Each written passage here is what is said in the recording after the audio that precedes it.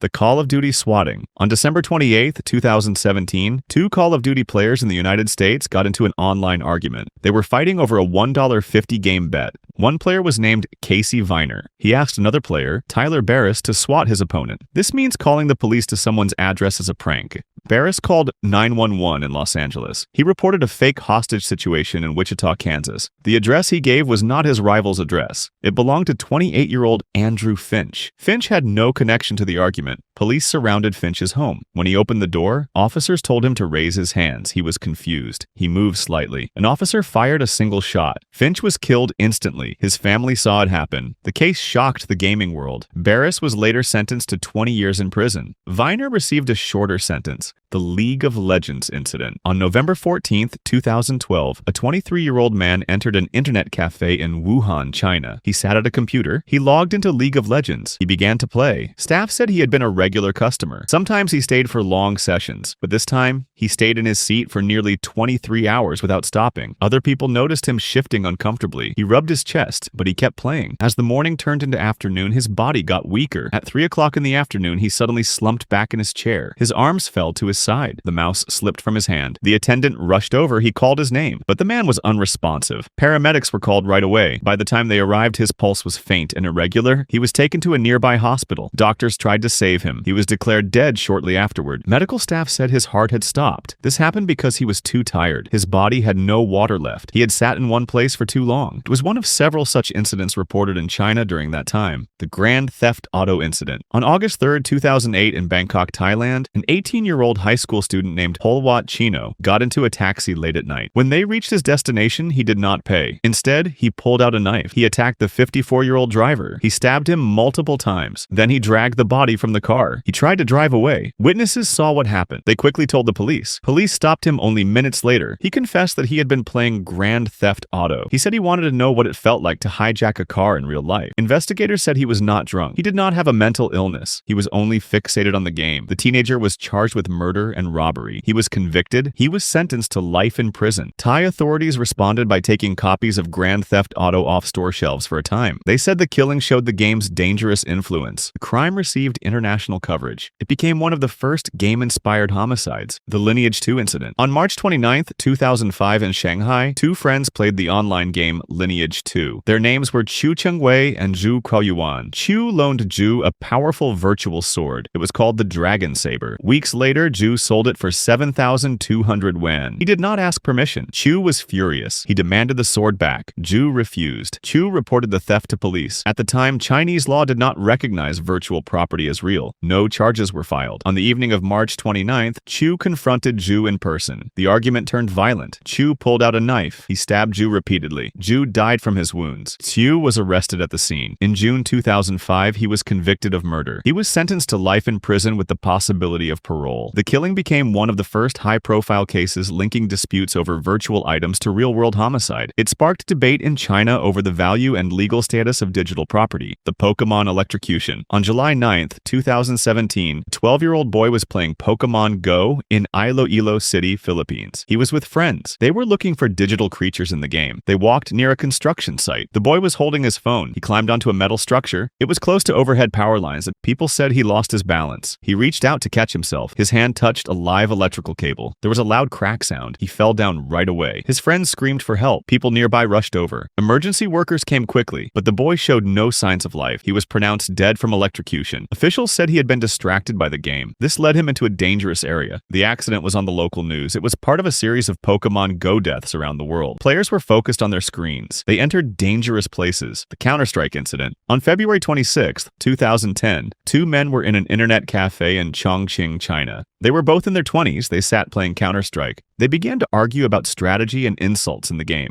People said the argument got very heated. Both men were shouting loud enough for everyone in the room to hear. One man stood up and pushed the other. Staff came over and separated them for a short time, but the fight continued outside the cafe. The aggressor grabbed a knife. He stabbed his opponent multiple times in the chest and stomach. People nearby called for help, but the victim fell on the pavement before paramedics arrived. He was pronounced dead at the scene. Police quickly arrested the attacker. He admitted he lost his temper during the argument. The killing was widely reported in Chinese media. It was another example of internet cafe fights turning deadly. Local authorities used the case to show the growing problem of violence connected to online gaming in public places. The virtual reality incident. On December 21st, 2017, a 44-year-old man in Moscow, Russia, was at home. He was using a virtual reality headset. He moved through his apartment while playing the game. He could not see the real world around him. Investigators said he stumbled while playing. He crashed directly into a glass table. The impact broke the table. The glass cut deep into his body. He was alone in the apartment. He could not call for help. Neighbors heard a loud crash, but they did not go inside. Hours later, family members found him. He was lying in the living room. Broken glass was all around him. He had bled to death from severe cuts to his head and neck. Moscow authorities confirmed the accident. They said it was one of the first recorded cases of a death linked directly to using a VR headset. The unusual circumstances got international attention. Headlines talked about the hidden dangers of playing immersive games in unsafe environments. The Pokémon Cliff. On September 7th, 2016, two men in Tokushima Prefecture, Japan, were playing Pokémon Go along a coastal path. The mobile game used GPS and augmented reality. It had become a global sensation only weeks earlier. Players often followed the app into unfamiliar areas while chasing virtual creatures.